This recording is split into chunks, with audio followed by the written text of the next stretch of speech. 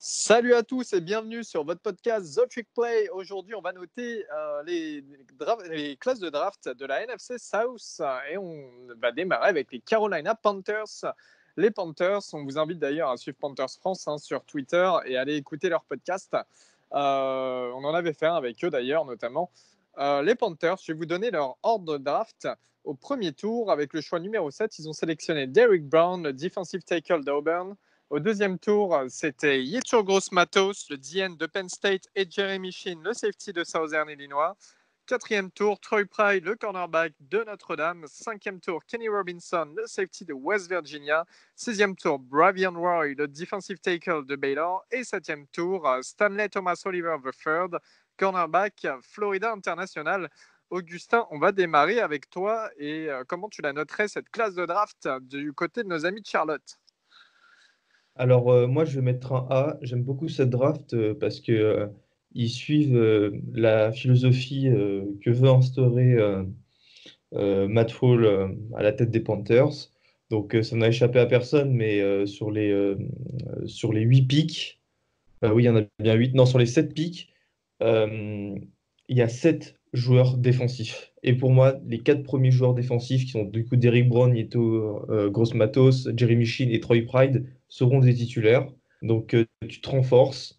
Derrick Brown, c'est un super joueur, il va performer. Ils sont passés sur Isaiah Simmons. Mais non, je trouve que c'est une très bonne idée de prendre Derrick Brown. Tu es en train de construire une super D-line entre lui, Brian Burns et Yeto Gross-Matos qui a été pris au deuxième tour, qui a eu de la chance de tomber jusqu'au pick 38. Merci les dernières semaines et les dernières expectations qui l'ont fait descendre aussi bas. Euh, je vais pas dire que c'est du pain béni, mais voilà, Carolina, je pense, a fait une meilleure draft qu'il pensait faire. Jeremy Shinn, j'aime beaucoup le safety. Et Troy Pride de Notre-Dame, je pense qu'il peut avoir ce rôle de titulaire. Un bon speedster sur les tracés verticales, c'est parfait pour défendre. Voilà, donc 4 super joueurs qui vont pouvoir apporter dès maintenant en NFL.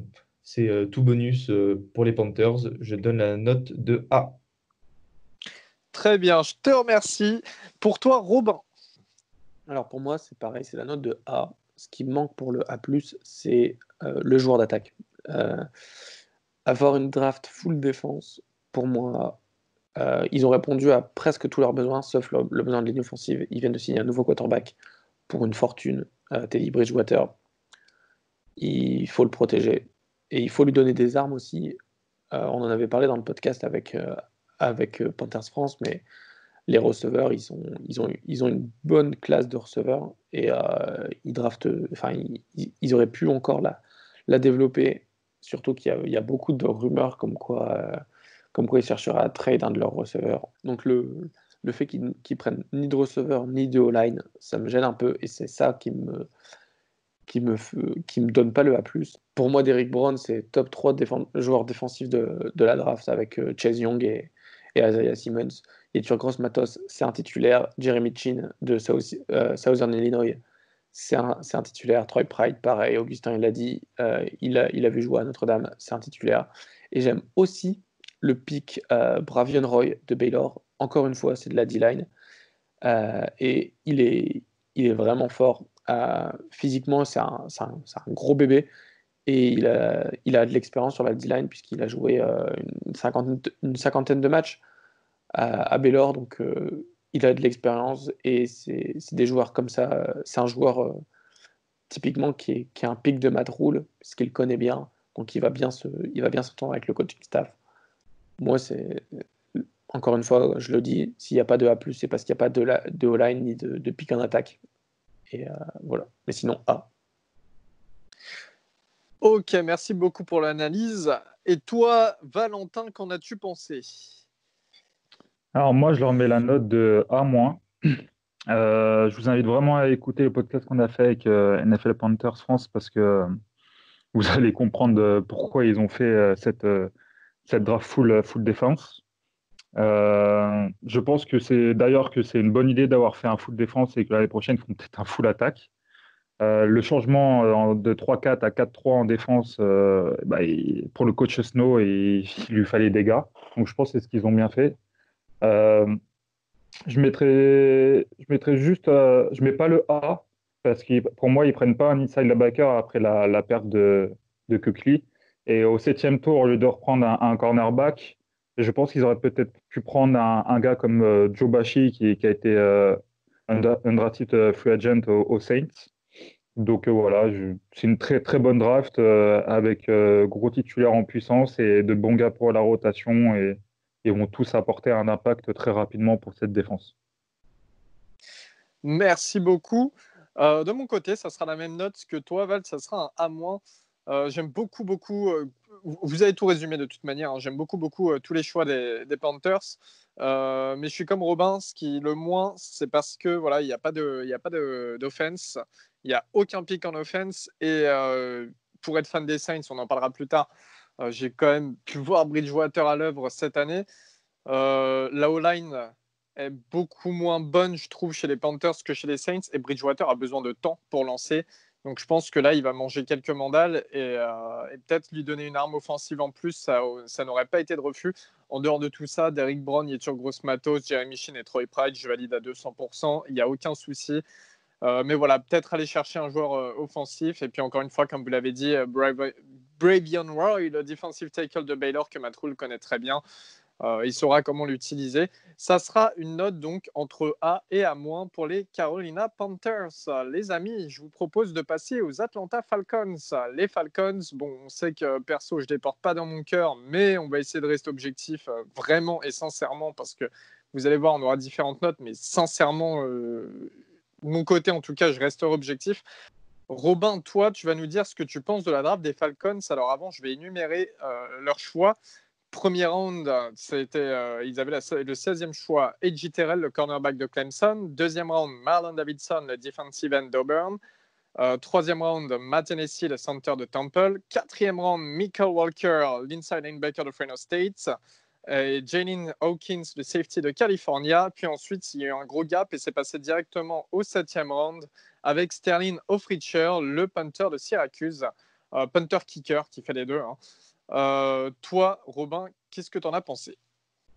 Alors, moi, je suis frustré de cette draft des Falcons. Cette draft, c'est une draft de Rich. Je leur donne la note de... C'est moins. J'hésitais avec C, mais c'est moins. Pour moi, c'est moins parce que A.J. Terrell en 16, c'est le reach. Je pense que c'est le deuxième plus gros reach de la draft après Damon Arnett en 19 chez les Raiders. Même devant Jordan Love. Hein. Pour moi, A.J. Terrell, c'est un gros, gros reach. En 16 surtout, puisqu'il part troisième cornerback, mais pour moi, c'était un fin de deuxième tour. Voire tout début troisième, mais en 16, c'est trop haut pour moi. Marlon Davidson d'Auburn, c'est bien, mais pour moi, il y avait mieux à faire. Ils ont comblé leurs besoins en D-line. J'aime beaucoup le pick Matt Hennessy de Temple, et ça correspond en plus à leur need de la offensive line. Sauf que si ton premier bon pick, il arrive au troisième tour, moi, ça me pose problème. Le linebacker de Fresno State, Michael Walker, au quatrième tour, il y avait beaucoup mieux à faire. Ensuite, le pick Jalen Hawkins de Cal, le safety, c'est bien. C'est un bon pick parce qu'ils avaient besoin de safety. Et ensuite, au 7e tour, Sterling Offrichter de Syracuse, c'est un punter, c'est anecdotique en fin de 7e tour. Mais du coup, je suis un peu déçu de leur draft parce que pour moi, ils ont fait beaucoup de reach. Donc, je vais leur donner la note de C-. Ok, merci beaucoup. Pour toi, Valentin. Moi, je leur donne la note de C. Je leur donne la note de C uniquement pour Matt Hennessy. Un petit peu pour Marlon Davidson aussi. Je vais pas revenir sur A.J. Terrell, mais 16e pick, c'est non, quoi. C'est carrément non. encore une draft assez bizarre de la part des Falcons. J'ai trop rien à rajouter par rapport à ce qu'a dit Robin. Je suis assez déçu. Et toi, par contre, Elio, tu dois être assez content de leur draft. Voilà, je vais passer mon tour pour cette analyse. Augustin, pour toi? Moi, je mets la note de C euh, pour la raison suivante. Euh, Ils ont ajouté aucun titulaire à part A.J. Terrell. Pour moi, Marlon Davidson, ça sera pas directement titulaire. Devant, tu as quand même Grady Jarrett et Davison, il me semble. Euh, Matt Tennessee, devant, il y a quand même Alex Mack. Bon, ça, il pourra le remplacer, mais pour moi, Matt Tennessee, Alex Mack, la balance, elle penche en faveur d'Alex Mack. Bien que j'aime beaucoup Matt Tennessee, mais pour moi, Matt Tennessee, ça ne performera pas l'année prochaine, mais peut-être dans 2 ans. Donc voilà, c'est ça en fait. Je trouve que tu as ajouté de la profondeur. Tu n'as pas vraiment cherché à améliorer. À améliorer tes deux 11, tes deux équipes titulaires. Mais bon, quoique, il y a souvent des blessures. C'est des joueurs qui joueront sûrement. Voilà, donc je mets une note de C. Allez, C. Très bien, je te remercie. Encore une fois, j'essaie vraiment d'être objectif parce que justement, la NFC South, là, on sait que c'est bien renforcé, ça s'est vraiment bien renforcé ces derniers temps. Avoir une équipe compétitive des Falcons, ça manque aussi pour les derbies, malgré qu'ils nous aient quand même battus cette année, il faut le dire, qu'ils aient battu les Saints. D'ailleurs, je fais des bisous à Falcons France, on aime bien s'écharper de temps en temps, mais dans le fond, on s'aime bien, même si on se déteste. A.J. Terrell, c'est complètement non au 16e choix, c'est aussi simple que ça. Marlon Davidson, c'est un bon choix. Pour moi, renforcer la ligne, c'est important. Davidson, c'est un bon choix, mais je pense qu'il y avait A.J. Epenesa à prendre à la place et A.J. Epenesa est tombé plus bas alors qu'il était justement annoncé souvent dans les mocks un premier tour chez les Falcons. Donc là, je pense que c'était le moment de le prendre.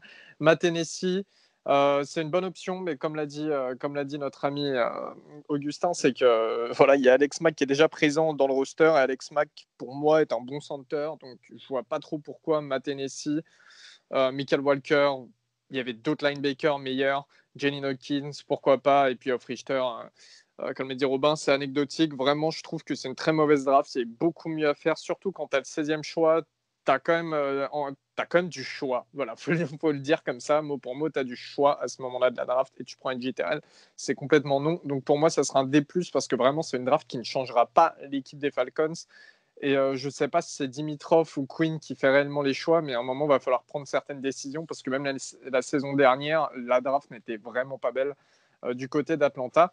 On va passer chez les ennemis d'Atlanta, les Saints de la Nouvelle-Orléans.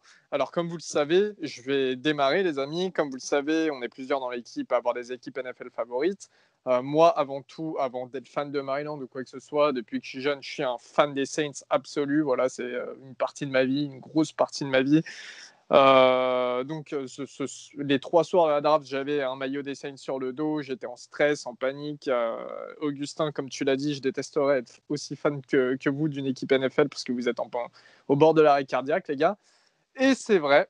Et je suis un membre de Saints France aussi, donc n'hésitez pas à les suivre, Saints France, sur Twitter. Voilà. Alors, au niveau de la draft, premier round, on a pris César Ruiz, le center guard de Michigan. Ensuite, on a eu 2 choix de troisième round à chaque fois en tradant. Zach Bone, le linebacker et defensive end de Wisconsin. Adam Trotman, le tight end de Dayton. Et Tommy Stevens, le quarterback de Mississippi State. Alors, moi, vous allez dire, ouais, le mec, il se la croit et tout.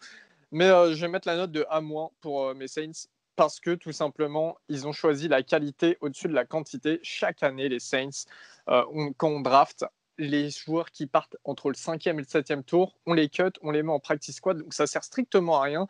Là, il fallait ajouter de la qualité. On avait déjà un effectif vraiment très complet. Et ben, c'est ce qu'on a fait. César Ruiz qui va vraiment aider sur la O-line parce que la O-line, on a vu qu'elle a flanché face aux Vikings cette saison en playoff qu'on a perdu d'ailleurs. Ça a été vraiment pour moi le facteur X déterminant sur la défaite. César Ruiz qui est un très bon O-line, très bon center, qui peut jouer guard. Donc ça va alterner. On verra si McCoy passe à la place de Warford ou Ruiz à la place de Warford. En tout cas, je sais que le board a une bonne idée. Zach Bone, c'était inespéré. Zach Bone, c'était une fin de premier tour, tout début de deuxième tour. Hein. Vraiment, c'était inespéré de l'avoir au troisième tour. C'est pour ça qu'on a trade up avec les Browns. Vraiment, on avait besoin de linebacker. Voilà, Zach Brown pour alterner defensive end et outside linebacker. C'est très intéressant. Adam Troutman, on avait besoin aussi d'un tight end pour l'avenir parce que Jared Cook, au bout d'un moment, va devenir vieux. Josh Hill, c'est un bon tight end, mais voilà. Et on va pas utiliser Tyson Hill comme tight end tout le temps comme on l'a fait cette année. Adam Troutman, vraiment, c'est un très, très gros potentiel, très fort. Pour moi, ça renforce l'attaque pour Drew Brees. Ensuite, on a un énorme gap et on passe directement au 7e choix. On avait déjà plus de choix normalement. Finalement, on a trade up pour avoir Tommy Stevens, le quarterback de Mississippi State. Alors là, c'était une question d'ombre. Hein. Moi, j'ai pas du tout aimé ce choix parce que Stevens vraiment a passé l'année blessé. Il n'était pas bon à Penn State avant de transférer à Mississippi State. Il a passé l'année blessé, puis ils ont dit que il l'avait drafté parce que c'était un quarterback prototype Tyson Hill. Ok, bon, il a l'air quand même fragile, faut pas l'oublier. Pourquoi pas, à voir. Après, ce qui est bien, c'est qu'avec les compensatory picks, finalement, on se retrouve l'année prochaine avec une draft qui reste complète, malgré qu'on ait fait des trades cette année par rapport à des picks qu'on avait l'année prochaine. Bah, finalement, on aura une draft avec 7 tours l'année prochaine avec les compensatory. Putain, j'avais plus à parler. Pardonnez-moi et pardonnez-moi pour mes mots. Et puis aussi, juste une dernière petite chose, on a pris en free agent, hein, en undrafted free agent, Joe Bachie, le linebacker de Michigan State, vraiment qui a un gros potentiel. Je suis très, très, très étonné qu'il ne soit pas sorti lors de cette draft. On a aussi pris Juwan Johnson, le receveur d'Oregon, comment il s'appelle, Marquez Callaway, le receveur de Tennessee, qui ont vraiment un bon potentiel. Et surtout Calvin Throckmorton, qui, pareil, devait sortir lors de cette draft, qui peut jouer à tous les postes sur la O-line, qui vient d'Oregon. Donc je pense que finalement, on s'est quand même bien renforcé. Et Adrian Maggie aussi, l'O-line d'LSU, qui a fait une bonne saison. Donc je pense que finalement, c'est bien renforcé à tous les niveaux. Il manquait sûrement un receveur et c'est peut-être pour ça que je mets le moins. Mais moi, pour moi, il n'y a pas besoin de quantité. C'était vraiment la qualité qui a primé. Désolé d'avoir parlé aussi longtemps, les amis. Toi, Robin, qu'est-ce que tu as pensé de notre draft? Moi, j'aime bien cette draft. Je vais leur donner la note de B+. Donc B+, parce que César Ruiz, il peut jouer centre et guard, donc c'est très bien. En plus, c'est votre ligne, comme tu l'as dit, c'était un besoin. C'était pas un énorme besoin, mais c'était un besoin. Et ça vient toujours renforcer. C'est toujours bon d'avoir un centre ou un guard titulaire pour les 8 prochaines années. Zach Bone, le linebacker de de Wisconsin, pardon, c'est un très bon pick, comme tu l'as dit, il était attendu dans certaines mocks en fin de premier tour chez les Patriots, dans certaines mocks. Il arrive jusqu'au 3e tour, donc heureusement que vous avez trade up pour l'avoir. Ensuite, Adam Troutman, le tight end. J'aime bien le pick. Je pense que je suis moins fan des picks des petites écoles, puisque les petites écoles, pour moi, il y a moins de compétition. Et donc, quand ils arrivent en NFL, ils ont un gros gap à combler. Et donc, c'est ça qui me dérange un peu. Mais au 3e tour, c'est bon de l'avoir pris. Il y a du talent et on va voir si le talent il pourra se convertir en NFL. Comme tu l'as dit, Tommy Stevens, le QB de Mississippi State, c'est plus anecdotique qu'autre chose. C'est bizarre, surtout en ayant Drew Brees, Taysom Hill et maintenant Jameis Winston dans le rooster, je comprends pas pourquoi amener un 4e QB. Surtout que vous avez signé Taysom Hill, vous avez signé Drew Brees, donc ils sont encore sous contrat. C'est pas comme si c'était fin de contrat. Voilà, ça me pose un peu de problème. Et pour moi, vous n'avez pas adressé le need de cornerback, qui était quand même plutôt un bon need, et surtout je pense que vous auriez pu l'utiliser au 7e tour.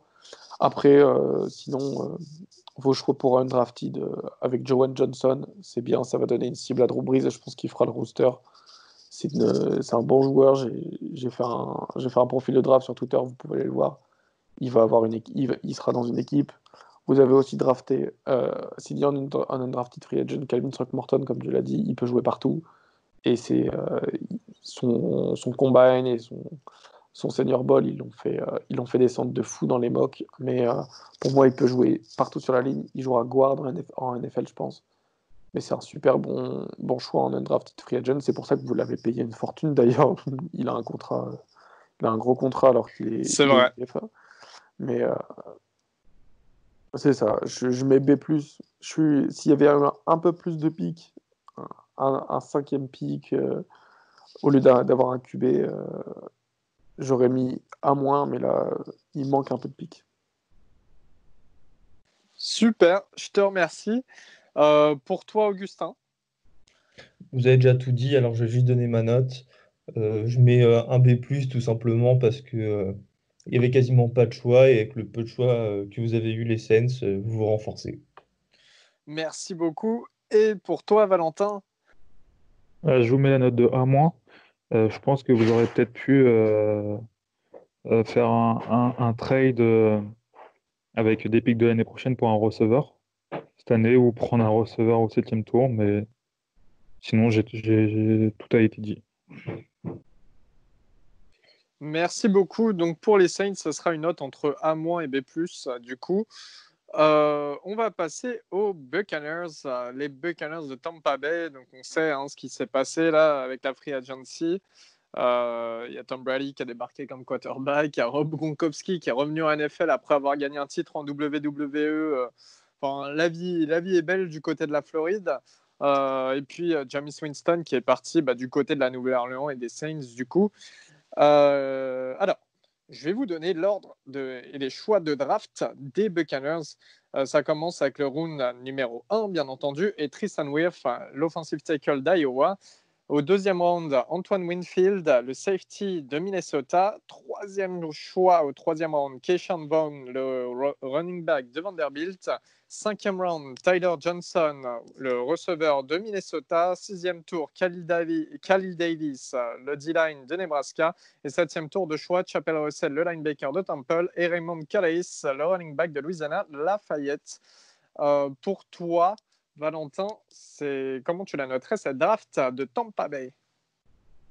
Je vais leur donner la note de B+.